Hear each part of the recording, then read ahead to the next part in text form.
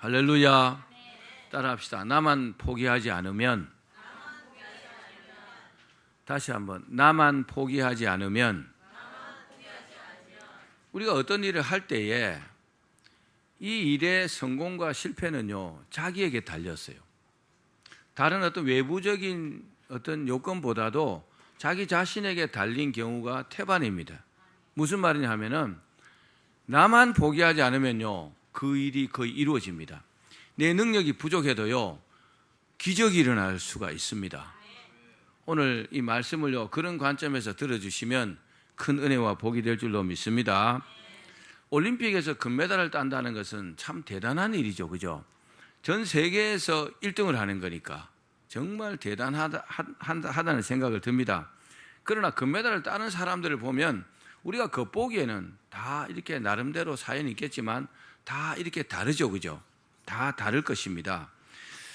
특별히 이번 그 브라질의 리우 올림픽에서 그 우리나라 선수 펜싱 남자 에페에 출전한 박상영 선수, 아시는 분들은 잘 아시겠지만 결승에서 10대 14, 15점 따면 이제 이기는 거죠. 근데 10대 14로 지고 있었어요. 4점을 지고 있었고 한 점만 더 지면 이제 지는 겁니다. 그랬는데 그 절박한 상황 속에서 연속으로 5점을 따가지고 정말 기적 같은 역전승으로 금메달을 목에 걸었습니다.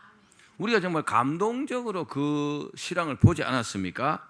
이 박 선수는요, 벼랑 끝에 몰린 그 10대 14라는 패배 직전에 혼잣말로 이렇게 말했다고 합니다. 할 수 있다. 할 수 있다. 할 수 있다. 나는 할 수 있다. 이렇게 막 반복을 했다고 합니다.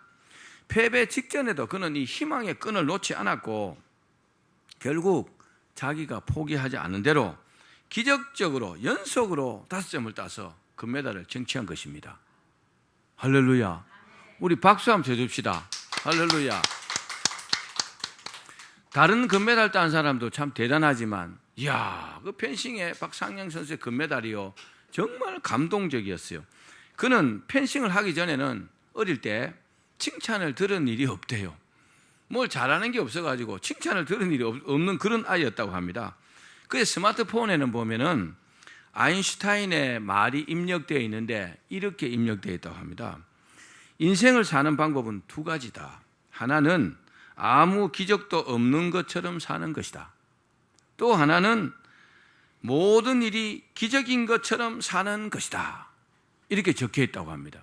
그러면서 자기는 항상 기적을 경험하는 사람, 기적을 맛보는 사람이 될 것이라고 그렇게 믿고 산다는 겁니다. 할렐루야. 이야, 믿음대로 되잖아요. 그죠? 20살의 청년이 우리에게 한 가지 메시지를 전합니다. 뭘까요? 나만 포기하지 않으면 이길 수 있다는 겁니다. 금메달과 은메달의 차이는요, 어마어마한 것입니다. 금메달과 은메달의 차이는요, 하늘과 땅 차이입니다. 박상영 선수는요, 그것으로 이 펜싱에 유일하게 지금 금메달 하나 딴 거잖아요. 그죠? 모든 선수 중에서. 그렇습니다. 희망은요, 때로 기적을 만듭니다. 한번 따라 하실래요? 희망은 때로 기적을 만든다. 우리가 희망을 탁 잃어버리는 순간에요, 사실은 산 사람이라고 할 수 없어요. 사람들에게 물어봅니다. 인생의 목표가 뭡니까? 목표 없는데요. 그런 사람은요, 인생을 무미건조하게 삽니다. 근데 어떤 사람들은요, 인생에 대단한 목표가 있어요. 그런 사람들은요, 한 가지를 딱 붙들고 있습니다. 그게 뭘까요? 그게 바로 희망입니다. 여러분, 희망을 갖기를 바랍니다. 한 의사가 친구 의사에게 물어봤대요. 아니, 자네도 의사고 나도 의사인데 똑같은 약을 가지고 똑같은 처방을 가지고 암 환자들을 치료하는데 왜 자네는 그렇게 많은 성공률을 이루느냐? 나는 22%밖에, 5년 생존율이 22%밖에 안 되는데 자네는 어떻게 해서 74%나 되느냐? 그 비결이 뭐냐? 물어봤대요. 여러분, 똑같은 약을 가지고 똑같은 방식으로 처방해야 하고 환자에게 먹이는데 어떤 환자는 22%밖에 생존율이 안 되고 어떤 환자는 74%가 될까요? 단 한 가지 다른 것은 뭘까요? 의사가 다르다는 겁니다. 근데요, 의사가 하는 말이 달랐다는 겁니다. 무슨 말이냐? 22%밖에 안 되는 이 의사는 이 약은 지난주와 똑같은 약입니다. 열심히 드십시오. 이렇게 약을 준다고 합니다. 그런데 74%의 생존율을 가진 그 의사는 이 약을 주면서 이것은 약이지만 이거는 당신을 살릴 수 있는 희망입니다. 이걸 드시면 반드시 차도를 보일 겁니다. 병이 나을 수 있습니다. 이렇게 희망도 같이 처방해서 준다는 겁니다. 할렐루야. 그게요, 그만큼 많은 차이를 낳게 된다는 겁니다. 여러분, 희망을 갖기를 바랍니다. 아직 우리 인생이 끝난 게 아니잖아요. 살아있잖아요. 그죠? 아직 젊잖아요. 건강하잖아요. 얼마든지 여러분 희망을 가질 수 있습니다. 희망을 가진 사람들은요, 그 희망이 그 사람을 만듭니다. 근데 희망이 없는 사람들은 점점 늙어도 빨리 늙습니다. 병이 있으면요, 병이 빨리 심해집니다. 사실입니다.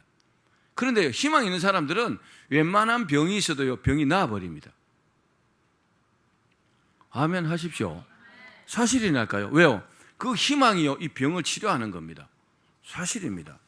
희망을 갖기를 바랍니다. 그냥 약만 처방한 사람의 환자는 10명 중 7명이 죽었어요. 그런데 약과 희망을 함께 처방한 사람의 환자는 10명 중에 7명이 살았다는 겁니다. 얼마나 다릅니까? 우리가 믿음 생활을 하는데도 하나님을 믿고 소망을 가지고 희망을 가지고 이렇게 신앙생활을 하는 사람과 그렇지 않고 무미건조하게 아무 생각 없이 하는 사람과는요, 결과에서 너무나 차이가 많이 난다는 것을 여러분 믿으시기를 바랍니다. 사랑하는 여러분, 삶이 어렵고 힘들어도 하나님을 믿고 희망을 갖기를 바랍니다. 그런 사람이 하나님의 도우심을 받는 거예요. 맞습니까? 하나님도 그런 사람 도와준단 말입니다. 하나님을 믿고 희망의 끈을 놓지 않는 사람은 반드시 하나님께서 도와주시는 줄 믿습니다. 오늘 본문에도 이 본문의 시인은 인생이 끝장날 만큼 정말 어려운 상황에 처해 있습니다. 우리가 본문을 읽었지만 그러나 한 가지, 절대로 희망의 끈을 놓지 않고 있는 모습을 봅니다. 여러분, 희망의 끈을 놓지 마십시오. 희망의 끈을 딱 놔버리면 인생이 끝나는 겁니다. 인생이 종치는 겁니다. 그런데 우리가 희망의 끈을 딱 잡고 있는 순간에 절대로 인생이요, 그렇게 허무하게 끝나지 않습니다. 그러면 오늘 본문을 좀 더 구체적으로 살펴보겠습니다. 첫 번째는 한번 따라합시다. 누구나 삶에 어려움이 있다. 우리가 살아가면서 누구나 삶에 다 어려움이 있습니다. 어려움이 없는 사람은 단 한 명도 없습니다. 자, 우리 2절 3절 말씀 같이 읽겠습니다. 시작.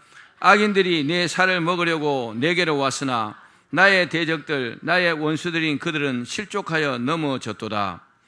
군대가 나를 대적하여 진칠지라도 내 마음이 두렵지 아니하며 전쟁이 일어나 나를 치려 할지라도 나는 여전히 태연하리로다. 아멘. 2절에 악인들이 내 살을 먹으려고 왔다는 겁니다. 3절에 뭐요? 군대가 나를 대적하여 진칠지라도 군대가 자기를 죽이려고 왔다는 겁니다. 여러분, 이보다 더한 어려움도 있을까요? 군대가 3,000명이 한 사람을 죽이려고, 악인들이 내 살을 먹으려고 왔다는 겁니다. 얼마나 어렵겠습니까? 얼마나 힘드니까 이렇게 표현했을까요? 사람은 대체로요, 75가지, 몇 가지요? 75가지의 공포증이 있다고 합니다. 75종류의 공포심을 느낀다고 합니다. 예를 들면 고소공포증. 고소공포증이 뭡니까? 높은 데 올라가면은 무서운 겁니다. 떨어져 죽을까봐. 그죠? 그게 고소공포증입니다. 또 전쟁이 일어날까봐 두려워하는 전쟁공포증, 이런 것도 있답니다. 우리나라 원어민 교사 한 사람이 학원 강사하다가 북한에 하는 모습 보고 막 뒤도 안 돌아보고 비행기 타고 자기 나라 도망갔다 하더라고요. 아직도 전쟁이 안 일어났습니다. 그 도망간 지 몇 년 됐는데, 그게 뭡니까? 전쟁공포증. 평소에 살아가도요, 전쟁이 일어나면 어떡할까? 미사일이 내 머리에 날아오면 어떡할까? 이런 공포증. 그 사람이 여러분 건강하게 살 수 있을까요? 불가능합니다. 여러분, 죽을 때 죽더라도 살아있는 동안에 평안하십시오. 그게 잘하는 거잖아요. 공포증은 좋은 게 아닙니다. 정말 그렇습니다. 또 신공포증이라는 게 있습니다.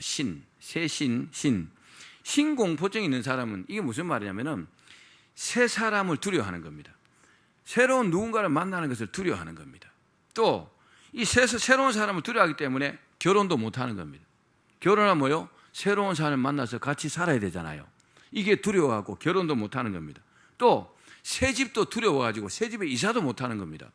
항상 헌집에 살던 데 삽니다. 또 두렵기 때문에 새로운 사업도 시작을 못합니다. 새로운 직장에 가기도 두려워합니다. 이런 공포증도 있다 하더라고요. 뭐 이거 외에도 많습니다. 자, 그런데 이런 걱정과 두려움은 다윗이든 현대를 살아가는 우리든 누구에게나 있는 것들입니다. 사실입니다. 두려움은 있습니다. 그런데 중요한 것은 이런 걱정이나 두려움이요, 우리 인생에 조금 더 도움이 안 된다는 사실입니다. 여러분, 두려워하지 마십시오. 두려움은요, 전혀 우리 인생에 도움되지 않습니다. 그리고요, 우리 신앙생활에도 아무런 유익이 되지 않습니다. 그래서 두려워하는 것은요, 잘하는 게 절대로 아닙니다. 자, 이 본문의 시인도 얼마나 삶의 현실이 어려웠던지 악인들이 살을 먹으려고, 다시 말하면 뭐요?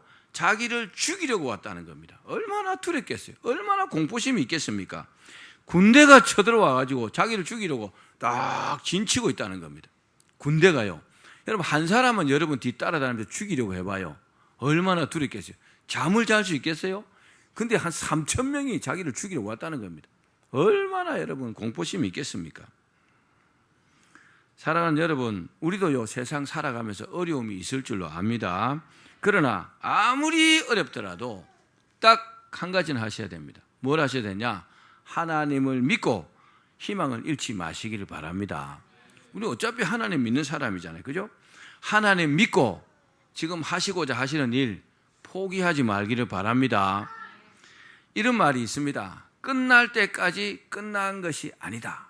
그죠? 미국 메이저리그 프로야구에서 9회 말 투아웃에서 감독이 한 말입니다. 끝날 때까지 끝난 게 아니에요. 9회 말 투아웃에 지고 있다 하더라도 역전 말로 홈런을 칠 수 있는 게 인생이거든요. 그렇게 믿는 사람은 그렇게 됩니다. 근데 아직 몇 살 되지도 않았는데, 아직 인생이 많이 남았는데 벌써부터 마음으로 포기한 사람들은 큰 일을 이룰 수 없어요. 여러분, 하나님 믿고 희망을 갖기를 바랍니다. 나만 포기하지 않으면, 따라합시다. 나만 포기하지 않으면 하나님께서 기적을 일으켜 주신다. 이게요, 오늘 이 설교의 요지입니다. 나만 포기하지 않으면 하나님께서 기적을 일으켜 주신다는 겁니다. 나만 포기하지 않고 하나님 믿고 기도하면요, 하나님께서 기적을 일으켜 주십니다. 본문의 다윗도요, 죽을 만큼 어려운 상황에서 절대로 포기하지 않았어요. 다윗이 어떻게 됐어요? 성공했잖아요. 왕이 되었잖아요. 아멘. 시온의 영광을 이룬 왕으로서 이스라엘 백성들이 모두가 존경하는 왕이 되었잖아요. 여러분, 누구든지 삶에 어려움이 있다는 것을 기억하십시오. 그러나 그 어려움 때문에 여러분 인생을 포기하지 마십시오. 여러분이 하고자 하는 목표를 포기하지 말란 말입니다. 아직 끝난 게 아니란 말입니다. 나만 포기하지 않으면 반드시 이루어집니다. 두 번째는 따라합시다. 새 소망을 가져야 한다.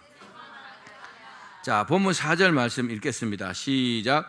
내가 여호와께 바라는 한 가지 일, 그것을 구하리니 곧 내가 내 평생에 여호와의 집에 살면서 여호와의 아름다움을 바라보며 그의 성전에서 사모하는 그것이라.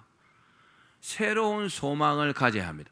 우리가요, 인생을 포기하지 않고 어떤 삶의 목표를 포기하지 않았다면 새로운 소망을 가져야 합니다. 제2차 세계대전 중에 그 해롤드 러셀이라는 청년이 공수부대 요원으로 갔다가 불행하게도 포탄에 맞아가지고 두 팔을 잃어버렸어요. 두 팔을 잃은 불구자가 되었습니다. 그럼 팔이 두 개가 없으면 살 소망이 생길까요? 소망이 없죠. 대부분요, 그냥 정말 좌절하다가 그렇게 인생을 마친 사람이 대부분입니다. 그래서 이 사람이 생각했어요. 나는 이제 쓸모없는 고기 덩어리가 되었구나. 그렇게 막 절망하던 중에 전도를 받았어요. 전도를 받아가지고 교회를 다니게 되었습니다. 팔이 없으니까 뭐 할 수 있는 일도 별로 없잖아요.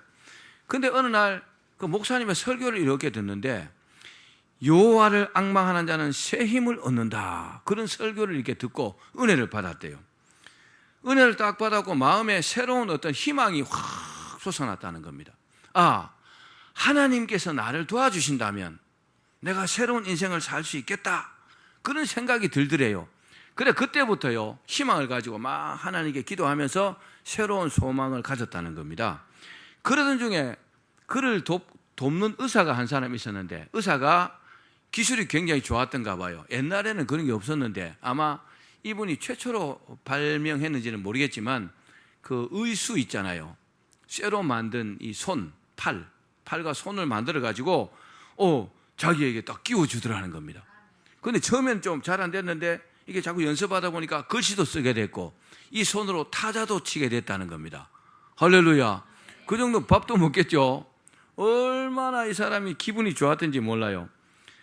그리고 나중에는 우리 생애 최고라는 영화에도 자기가 출연을 했대요.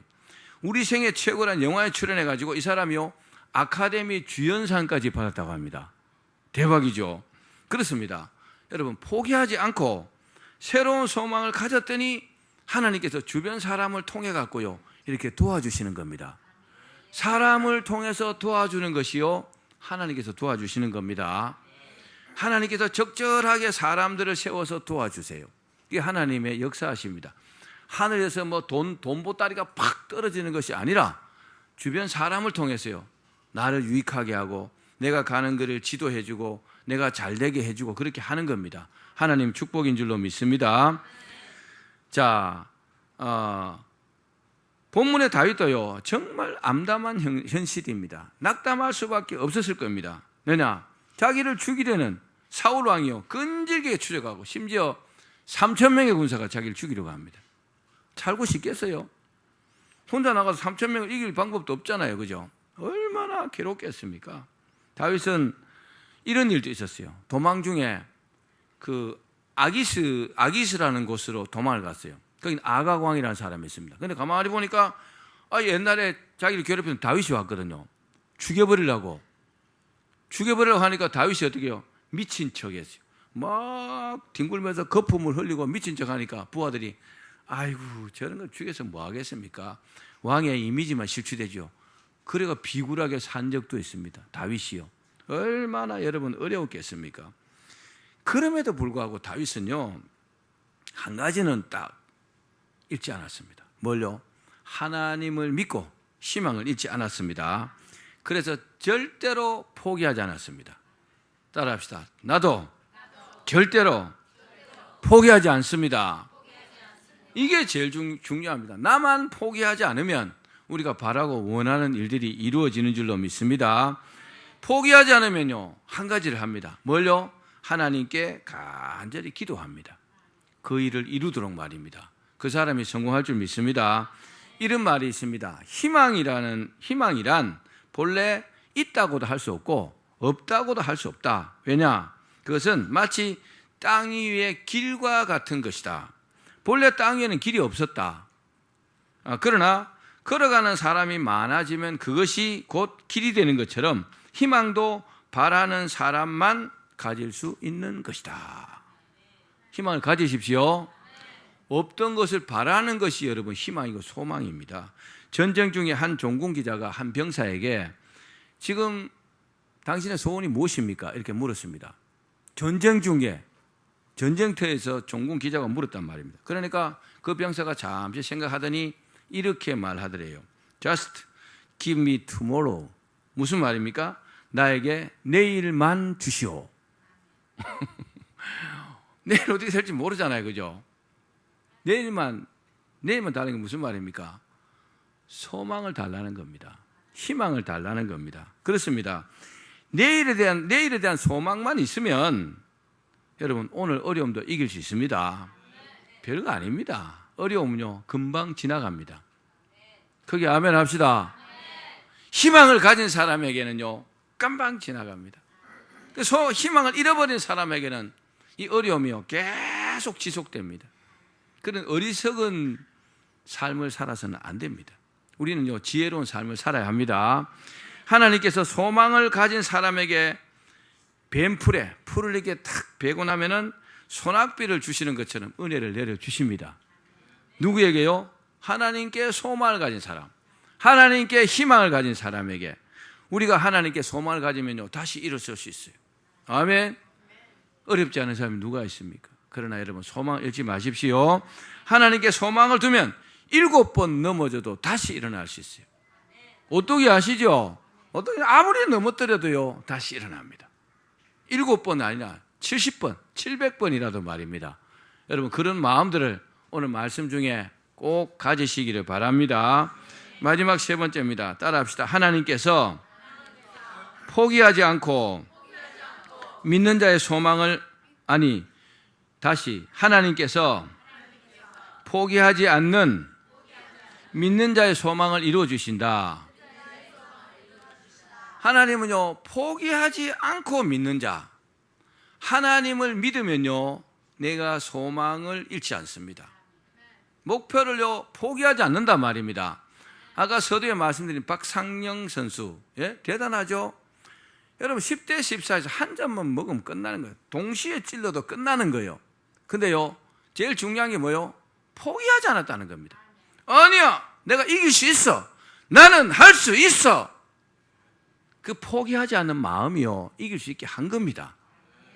우리 인생이 다 똑같아요. 다 똑같습니다. 성공하는 사람과 실패하는 사람의 차이는요 바로 이 차이입니다. 포기한 사람과 포기하지 않는 사람. 난 아직 안 끝났어, 나는 잘 될 수 있어, 그렇게 생각하는 사람들은요 마음에서 이미 이긴 겁니다. 그 사람은 될 수 있어요. 근데 안 되는 사람은요 에이 끝난 것 같아, 끝나지 않았는데 이미 마음에서 포기했기 때문에 해보나 마나예요. 그러니까 여러분 성공하기 위해서는 결코 포기하지 마십시오. 자, 우리 5절과 6절 말씀 읽어보겠습니다. 시작. 여호와께서 환난 날에 나를 그의 초막 속에 비밀히 지키시고 그의 장막 은밀한 곳에 나를 숨기시며 높은 바위에 두시리로다. 이제 내 머리가 나를 둘러싼 내 원수 위에 들리리니 내가 그의 장막에서 즐거운 제사를 드리겠고 노래하며 여호와를 찬송하리로다. 아멘. 다윗은요 어떤 어려움이 있어도 하나님을 믿었어요. 다윗이요 사울에게 쫓겨다닌 시간이 한 10년쯤 됩니다. 1년도 아니고 10년입니다. 10년. 10년 동안 사울이요 다윗을 죽이기 위해서 그렇게 악착같이 추적하고요, 뭐 자객들도 보냈겠죠, 군대도 보냈겠죠, 별수를 다 썼어요. 여러분 좀 이런 괴로움과 어려움이요 길어지면 정말요 살고 싶은 생각이 없을 겁니다. 근데 다윗은요 그런 측면에서 정말 대단한 사람이에요. 하나님께서요 저는 하나님께서 이 다윗을 10년이라는 시간 동안 테스트했다고 믿습니다. 왜요? 이스라엘의 왕으로 세워야 되니까, 왕의 제목으로 만들어야 되잖아요. 다듬어야 되잖아요. 그죠? 그 많은 환난과 어려움 가운데서도 정말 하나님을 배신하지 않는 그런 믿음을 가졌는가? 하나님께서 테스트했다고 저는 믿습니다. 근데 다윗이요 드디어 하나님 은혜를 받았잖아요. 오늘 본문 읽으면 뭐라고요? 하나님의 초막 속에 비밀히 지키시고, 하나님께서요 하나님의 초막 속에 비밀히, 아무리 어려움이 있어도 비밀히 지켜주시고 그의 장막 은밀한 곳에 숨기시며 높은 바위에 두신다, 이렇게 표현하고 있습니다. 왜요? 하나님께 소망을 갖고 포기하지 않으니까 하나님께서 도와주시는 겁니다. 또 6절에 보니까 그 장막에서 즐거운 제사를 드리겠고 노래하며 여호와를 찬송하리로다. 찬송은요 슬플 때도 나오긴 합니다. 근데 은연중에 찬송이 이렇게 자동으로 이렇게 나오는 일은요 내게 기쁨이 있을 때 찬양이 막 나오잖아요. 그죠? 자기도 모르게 막 찬양하잖아요. 하나님의 축복을 받았을 때 자기도 모르게 막 찬양이 나오잖아요. 여기에 여호와를 노래하며 여호와를 찬송하리로다는 이 말씀은 결국 다윗이요 모든 어려움에서 다 극복이 되었다는 그 말씀과 동일한 겁니다. 할렐루야. 그렇습니다. 사는 것이 힘들고 어렵지만은 포기하지 않고 하나님께 맡기는 사람은 찬송할 수 있습니다. 하나님 찬양하면서 살 수 있습니다. 시편 91편에 보면 인생이 70이요 강건하면 80이라도 그 수고와 슬픔이 속히 지나간다 그랬어요. 우리가 살면요 100년, 100년 이쪽 저쪽으로 삽니다. 앞으로 뭐 태어난 아이들 좀 더 살겠죠, 그죠? 한 120년, 뭐 130년 이렇게 살 겁니다. 그래 봐도 150년 이하잖아요. 이 땅에 살면서요, 어리석은 삶을 살지 마십시오. 어리석은 삶이 뭡니까? 안 된다고 말하는 사람들이요. 부정적으로 말하는 사람들. 진짜 어리석은 사람들이요. 그럼 뭡니까? 이 세상에 자기 혼자 산다는 말이에요. 자기 능력으로는 안 된다는 말이요. 맞는 말 같죠? 근데 신앙적으로 보면 엄청난 불신입니다. 자기가 하나님을 믿고 있는데 내가 안 되면 하나님께서 도와주셔서 되게 하실 텐데 하나님은 온데간데 없는 겁니다. 이거 누구와 같으냐? 출애굽한 이스라엘 백성들 중에서 12명을 뽑아가지고 40일 동안 정탐시켰잖아요. 10명의 부정적인 그 정탐꾼들하고 똑같은 겁니다.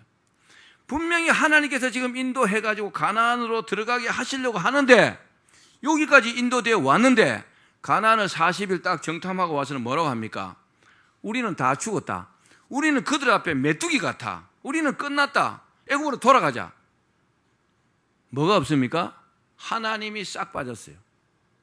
얼마나 불충입니까? 얼마나 불신입니까? 하나님께서 그들을 다 죽이셨어요. 10명을 다 죽였어요. 그리고 그들을 추종하는 3,000명을 다 죽였어요. 왜요?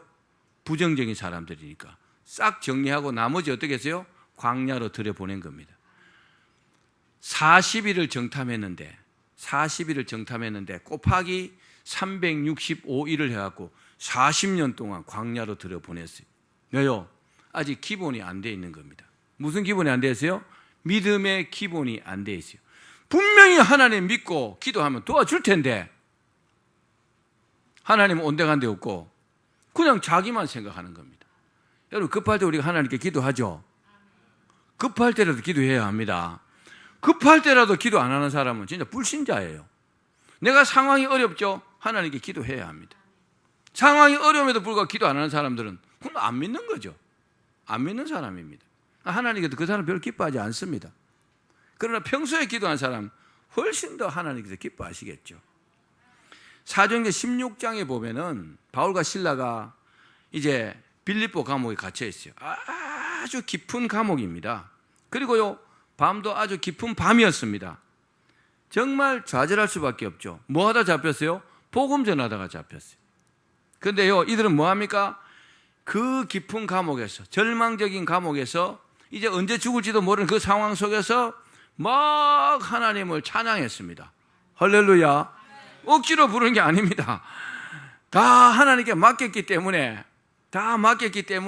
하나님께 소망을 두었기 때문에 찬양이 나올 수밖에 없어요. 다 맡기니까 뭐 부족한 게 뭐가 있어요? 무슨 미련이 있습니까?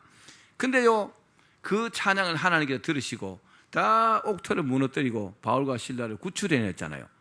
아멘. 우리가 너무나 잘 알고 있잖아요. 여러분 하나님의 일을 소중히 여기고 하나님을 높이는 사람들이 부르는 노래가 뭡니까? 찬양입니다. 나치 독일이 폴란드를 점령하고 있을 때 폴란드에 그 유대인 전용 시장이 있습니다. 거기에서 한 노인이 빈 책상을 앞에 딱 두고 소리를 막 지르고 있었습니다. 뭐라고 소리 질렀냐? 여러분, 이 세상에서 가장 값비싼 것을 사가시오 그랬어요. 근데 사람들이 보니까 뭐 사갈 게 아무것도 없거든요. 빈 책상 하나밖에 없어요. 아니 노인장 아무것도 없는데 뭘 사란 말이요? 그러니까 노인이 귀에다 대고 이렇게 속삭였다고 합니다. 나는 지금 희망을 팔고 있습니다. 바로 우리 민족의 꿈과 비전을 팔고 있습니다. 사야 되지 않겠습니까? 그러더래요. 여러분 희망을 살 수 있으면 사십시오. 그냥 마음으로 받으시면 희망을 가질 수 있는데 그것도 안 되면 뭡니까?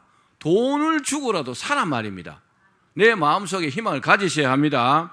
그렇습니다. 희망이란 참으로 아름답고 값비싸고 소중한 겁니다. 희망이 있으면요 걱정할 필요 없어요. 희망이 있는 사람은요 좌절하지 않습니다.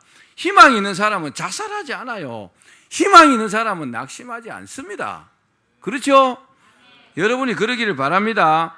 신앙이 뭡니까? 희망을 잃지 않는 거잖아요. 하나님 믿고 희망 잃지 않는 것이 신앙이잖아요. 아무리 경기가 좋지 않고 미래가 어둡게 보인다 할지라도 그리스도인들은요, 희망을 잃지 않는 사람들입니다. 아멘. 로마의 그 카타콤, 그 지하 동굴에서 사는 400년 살았어요. 거기요. 거기서 나고 거기서 시집가고 장가가고 거기서 아이 낳고 거기서 죽고 400년 동안 그 카타콤에 살면서도 그 사람들은요, 희망을 잃지 않았어요. 하나님께서 우리를 구원하실 것이다, 하나님께서 우리를 축복하실 것이다, 잃지 않았다는 겁니다. 우리에게는 여러분, 예수님이 우리의 모든 희망의 시작이요 근원입니다. 우리가 예수님 믿고 있으면 그분이 우리를 책임지시는 겁니다. 바로 그분 때문에 우리가 오늘도 희망차게 살아야 할 이유가 있는 줄로 믿습니다. 이제 말씀을 맺겠습니다. 하나님께서 다스리시는 이 하나님의 나라에는 항상 뭐가 있느냐? 기이한 기적이 있습니다. 아멘. 하나님께서 도와주시면 기적이 일어나는 겁니다. 생각지도 못하는 상식을 초월한 역사가 일어나는 겁니다.